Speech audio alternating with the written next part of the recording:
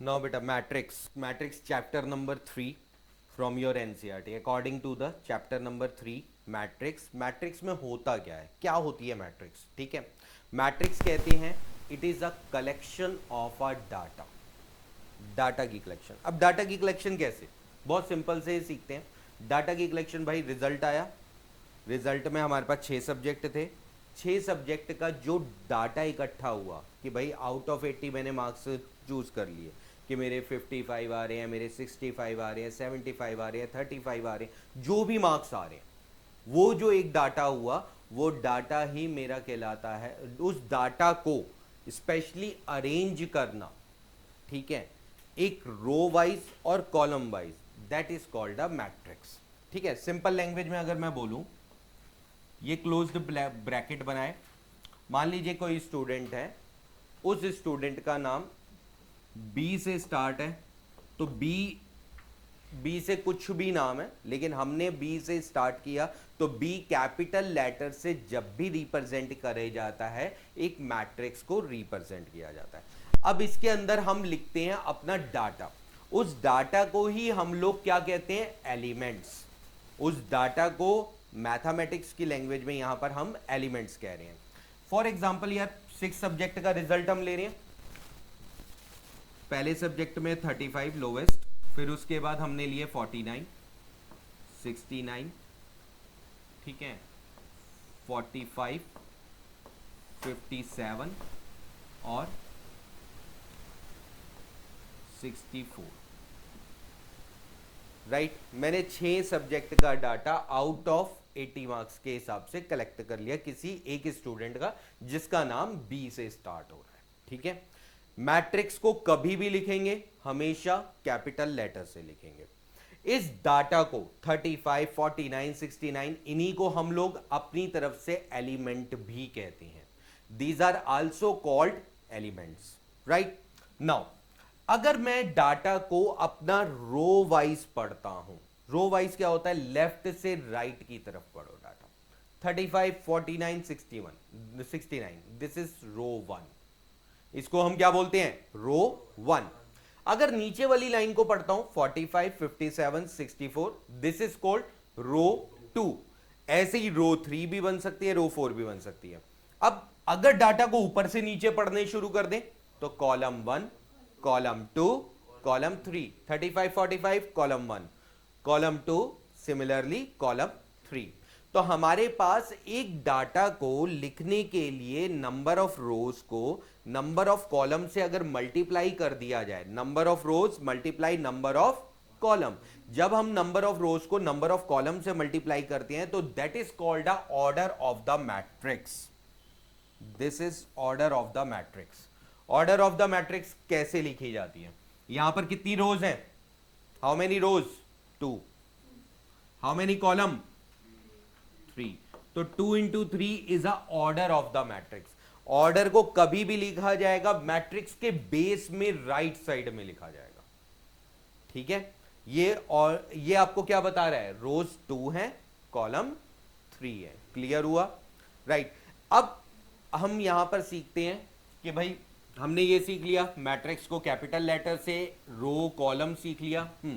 रो और कॉलम को कभी भी लिखना होगा तो लिखने के लिए जो लेटर रिप्रेजेंट करे जाते हैं वो एम और एन होती है. मतलब कोई मैट्रिक्स बनाई हमने, यहां पर लिख दिया m इंटू एन, तो m का मतलब क्या होगा, नंबर ऑफ रोज, n का मतलब क्या होगा, नंबर ऑफ कॉलम्स. क्लियर हुआ. ओके, यहां पर m इंटू एन कर दूंगा तो this is called order of the matrix. Now भाई अगर यही जो 6 एलिमेंट है मेरे पास, इन 6 एलिमेंट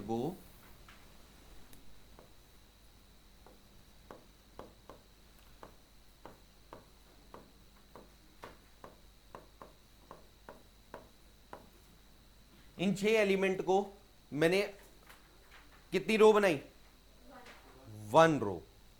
ठीक है, और कॉलम कितने हैं, 1 कॉलम कहां है, we have 6 column. This is 1 column, column 2, column 3, column 4, column 5, column 6, 1 into 6. Right, 1 into 6 की मैट्रिक्स, और this is called a row matrix. ऐसी मैट्रिक्स को हम लोग क्या कहते हैं? जब एक ही रो में सारे के सारे एलिमेंट्स आ रहे हों तो this is called a row matrix. ठीक है, रोज क्लियर हो गया, कॉलम क्लियर हो गया, नंबर ऑफ एलिमेंट्स क्लियर हो गया। ठीक है, अब मैट्रिक्स कितने तरह की होती है ये भी तो हमें पता चलना चाहिए ना। मैट्रिक्स कितने तरह की होती है, पोजीशन ऑफ द एलिमेंट भी अभी बताता हूं आप लोगों को। पहले रो मैट्रिक्स क्लियर हुआ। अगर मुझे इसी को बोल दिया जाए कि भाई सारे एलिमेंट्स को ऊपर से नीचे की तरफ डायरेक्शन में लगा दूं, तो that is called a column matrix. For example like this, भाई 35, 49, 69, 45, हमने सिर्फ 4 ही लगाए, राइट? तो this is called column matrix. How many rows? Rows 4। भाई लेफ्ट से राइट की तरफ देखो, पहला ये हो गया, दूसरा ये हो गया, तीसरा ये हो गया, चौथा ये हो गया, 4 रोज हो गई। But how many columns? 1। Column आपके पास एक ही है। ठीक है, तो this is called column matrix. ठीक है, नाउ अब मैंने यहां पर आप लोगों को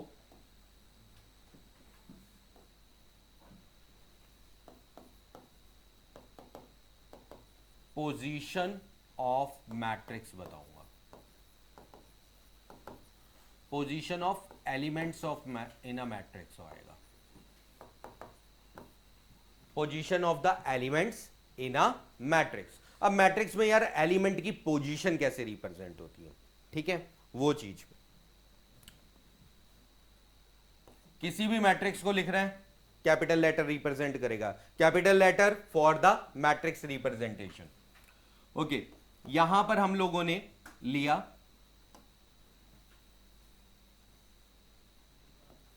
ए ऑफ आई जे।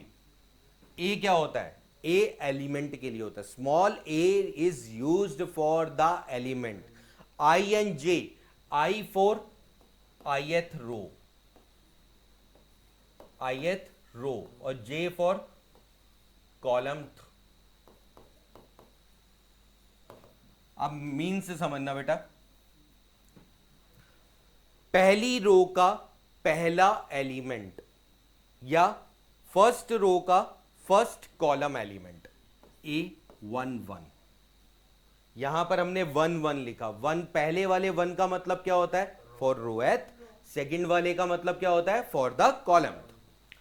इसी तरीके से दूसरी पोजीशन किसकी? एलिमेंट की। अभी हम लिख रहे थे नंबर्स, तो वो पोजीशन भी बताएंगे कि एलिमेंट की पोजीशन किस जगह पर कौन सी होती है।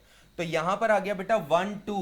1 मतलब रो है, पहली रो का दूसरा कॉलम एलिमेंट। ठीक है, पहली रो का तीसरा कॉलम एलिमेंट, ऐसे सोन चलते रहेंगे, बहुत सारे होते हैं भाई। ओके, सेकंड रो का फर्स्ट एलिमेंट या सेकंड रो का फर्स्ट कॉलम एलिमेंट। समझ आ गया? इसको क्या बोलेंगे भाई? पढ़ के बताओ। 2 2 का मतलब क्या हुआ? सेकंड रो का सेकंड कॉलम एलिमेंट। क्लियर हुआ? ऐसे ही 23 हो गया, सेकंड रो का थर्ड कॉलम एलिमेंट। ठीक है,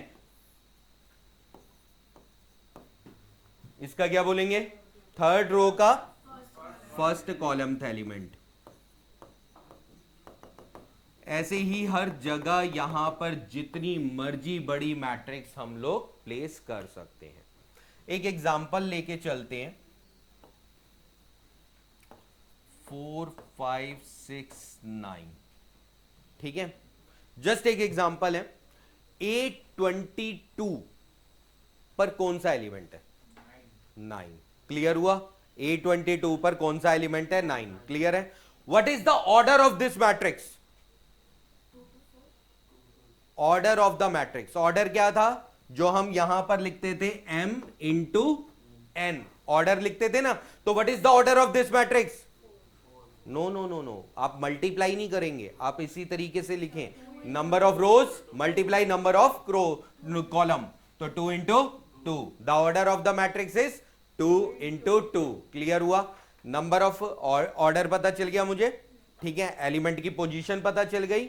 ओके, मैट्रिक्स अब कितने तरह की होती है? तो हमने क्या सीखा? पहली रो मैट्रिक्स। रो मैट्रिक्स कौन सी होती है? जिसमें सिर्फ एक ही रो हो, लेफ्ट टू राइट एक ही रो हो, वो रो मैट्रिक्स हो गई। जिसमें एक ही कॉलम हो वो कॉलम मैट्रिक्स हो गई। What is square matrix? This is called a square matrix. Why it is square? Because number of rows और number of column जब सेम होते हैं तो उसको हम कहते हैं स्क्वायर मैट्रिक्स। तो this is called square matrix. अब स्क्वायर मैट्रिक्स का ऑर्डर क्या हो सकता है? 2 इंटू 2, 1 इंटू 1 भी हो सकता है। फॉर एग्जाम्पल एक बनाया मैंने, यहां पर 5 लिखा, बस। This is also square matrix, this is also square matrix. Clear हुआ? स्क्वायर मैट्रिक्स हमारे पास क्या होती है? जब number of rose number of columns आपस में इक्वल होते हैं तो उसी को हम लोग कहते हैं स्क्वायर मैट्रिक्स। स्क्वायर मैट्रिक्स के अलावा मेरे पास अगली क्या होती है? स्क्वायर मैट्रिक्स के बाद आती है मेरे पास डायगोनल मैट्रिक्स। डायगोनल मैट्रिक्स आती है। अब डायगोनल मैट्रिक्स में क्या होता है बेटा? ये हमने बनाया, ठीक है, 4 3 -2, मैंने ये एलिमेंट्स की पोजीशन ली, ठीक है, और बाकी सबको 0। मतलब जो डायगोनल एलिमेंट्स होते हैं वो ये वाली पोजीशन पर बिलोंग करते हैं। These are called the diagonal elements. Diagonal elements मतलब जिसकी पोजीशन में 1 1 2 2 और 3 3 आ रहा हो। जब इस पोजीशन पर कोई भी एलिमेंट आ रहे हो वो डायगोनल होंगे, लेकिन ये तीनों 0 नहीं होने चाहिए। डायगोनल में ऊपर वाला ये पोर्शन भी 0 होता है और नीचे वाला ये तीनों एलिमेंट भी हमारे 0 रहते हैं, ठीक है। डायगोनल मैट्रिक्स उस मैट्रिक्स को कहते हैं जिसमें सिर्फ इसी पोजीशन पर यही है।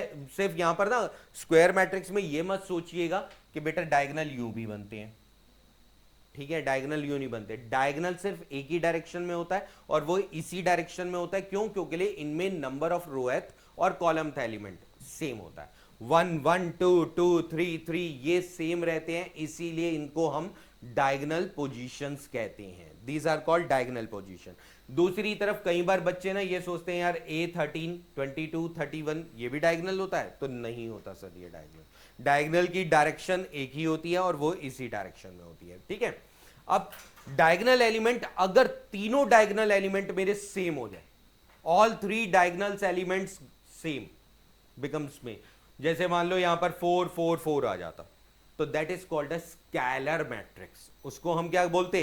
स्केलर मैट्रिक्स, ठीक है, उनको हम बोलेंगे स्केलर मैट्रिक्स। स्केलर मैट्रिक्स में क्या बोला जाता है कि all the diagonal elements become same.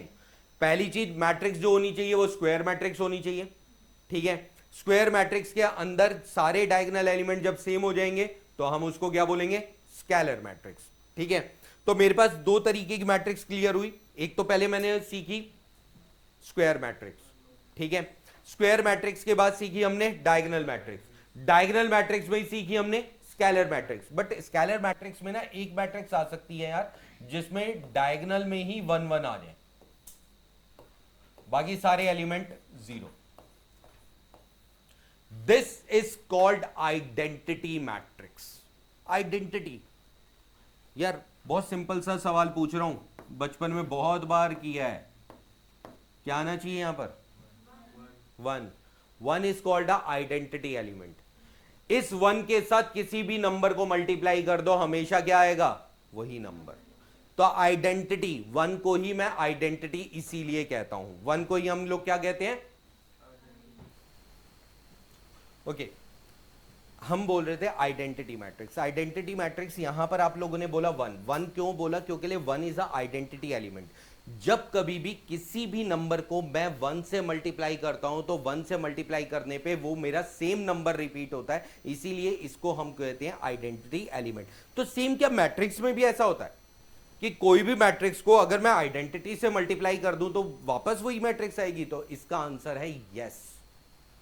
Identity मतलब किसी भी मैट्रिक्स को उठाना, ये मैट्रिक्स उठाई मैंने और इसी को मैंने मल्टीप्लाई कर दिया आइडेंटिटी मैट्रिक्स से, तो आंसर क्या आएगा? सेम यही मैट्रिक्स, सारे एलिमेंट 0, डायगोनल एलिमेंट 4 3 -2, ठीक है।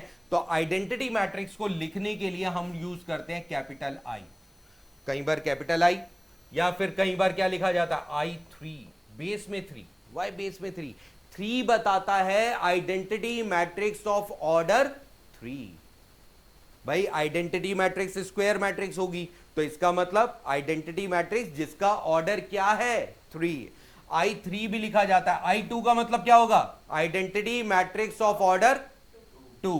इसमें लिखा कैसे जाएगा 1 1 0 0, ये हो गई identity matrix of order 2। Yes, उससे कोई फर्क नहीं पड़ता, एलिमेंट्स कम होते जाएंगे तो होते जाएं, हमें कोई फर्क नहीं पड़ रहा, हमारे पास एलिमेंट जितने होंगे हम उसी हिसाब से आइडेंटिटी मैट्रिक्स बनेंगे। लेकिन आइडेंटिटी मैट्रिक्स जो बनती है वो किससे बनती है, स्क्वायर मैट्रिक्स से, ठीक है। Number of elements, number of rose, number of columns always same रहेंगे, ठीक है, स्क्वायर मैट्रिक्स। इसके अलावा एक मैट्रिक्स हो गई जिसमें अगर मैं सारे एलिमेंट को जीरो कर दूं, all the elements become zero, ठीक है, ये डायगोनल वाले भी तीनों जीरो हो जाए, तो this is called null matrix. It is called a null matrix. Null matrix को कैपिटल ओ से भी लिखा जाता है, ठीक है, कैपिटल ओ का हो या कैपिटल, मतलब जीरो तो नहीं कह सकता मैं इसको, it is capital O. Clear हुआ, आ गया समझ।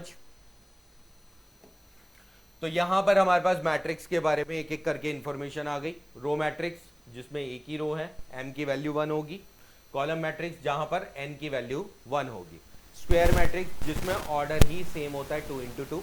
Diagonal matrix, all the diagonal elements are available here, rest of the elements become zero. Scalar matrix, all 3 elements are same. Identity matrix clear हो गया, I2 I3 I1 भी लिखा जा सकता है बेटा, I1 में सिंगल एलिमेंट होगा 1, this is called 1 into 1, 1 row 1 column, ठीक है, right. Now this is null matrix and एक फॉर्मूला है, वो अभी हम जब यूज करेंगे, आगे क्वेश्चंस करेंगे तो क्वेश्चन करने के साथ साथ उसको भी यूज कर लेंगे, ठीक है। Now read this question, question number 1।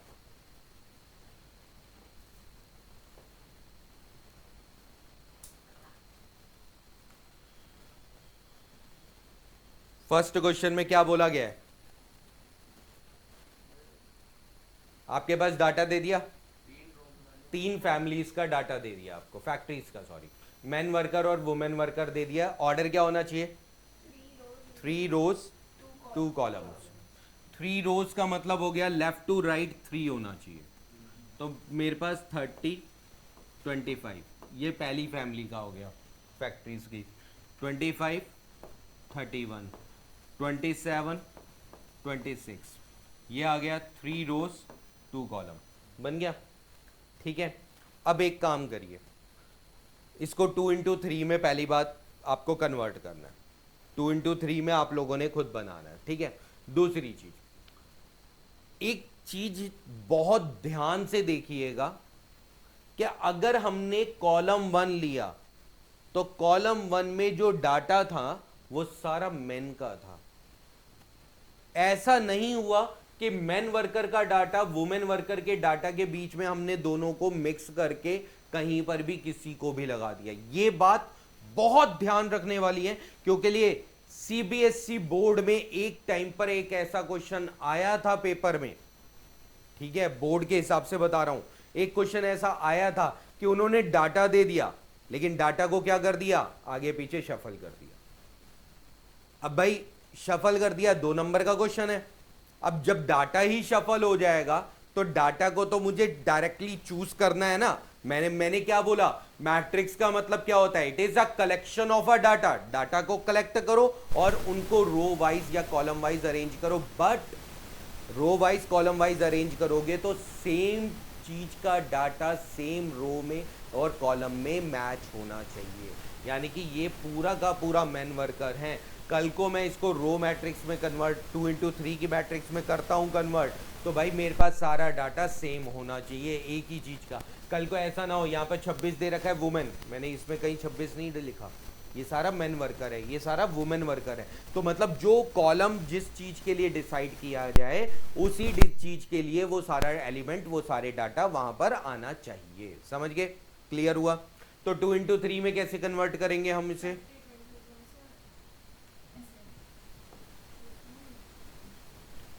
पहले हम इसी डाटा को रो वाइज लिख दो, फिर दूसरे वाले को भी, how many rows, how many columns? आया समझ? क्लियर हुआ? नेक्स्ट क्वेश्चन पढ़िए।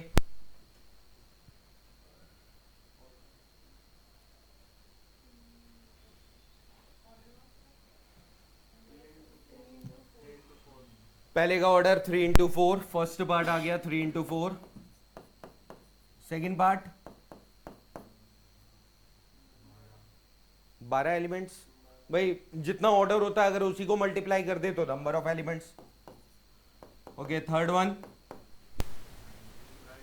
A13 का मतलब हुआ 19, 35, A33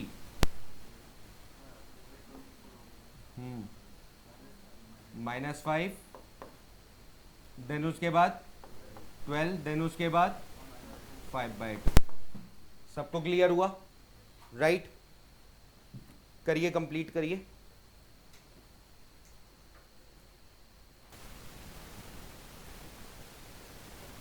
okay, read this question.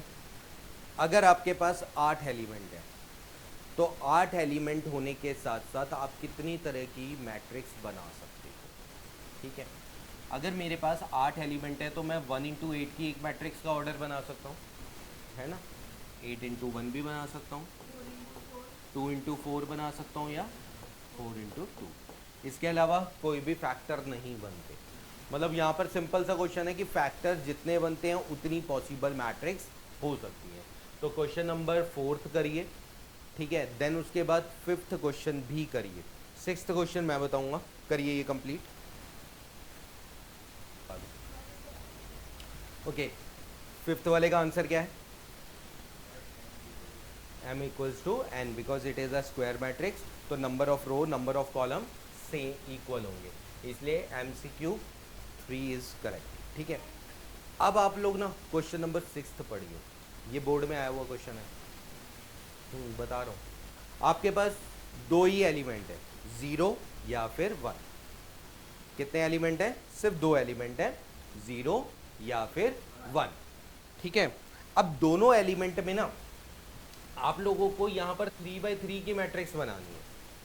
सिर्फ 2 ही एलिमेंट है, जितनी मर्जी बार यूज करो वो एलिमेंट, नंबर ऑफ मैट्रिक्स बता दो कितनी बनेंगी जब 2 एलिमेंट होंगे। जैसे एग्जांपल लेके चलता हूँ, अगर मैंने 0 1 लिया, मैंने यार यहाँ पर ना सारी जगह 0 लिख दिया, एक जगह पर 1 लिख दिया, ये एक मैट्रिक्स बन गई।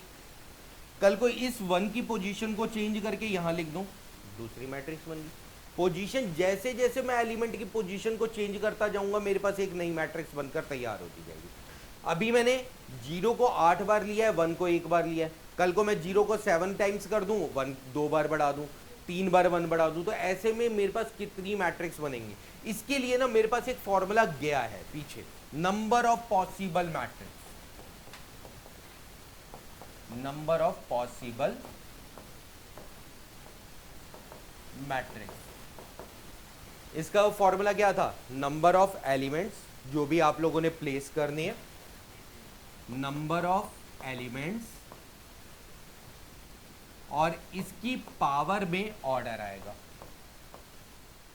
अब यार नंबर ऑफ एलिमेंट्स तो 2 ही हैं, 0 और 1 2 ही एलिमेंट है, लेकिन इसकी पावर में 3 into 3 ऑर्डर पूरा 3 into 3, क्योंकि 9 की 9 पोजीशन पर ये 2 एलिमेंट अपनी जगह लेंगे। तो यहां पर आ गया 2 की पावर 9, इसका मतलब 5 1 2, 512 तरह की मैट्रिक्स बन सकती है। क्लियर हुआ? आया आप समझ?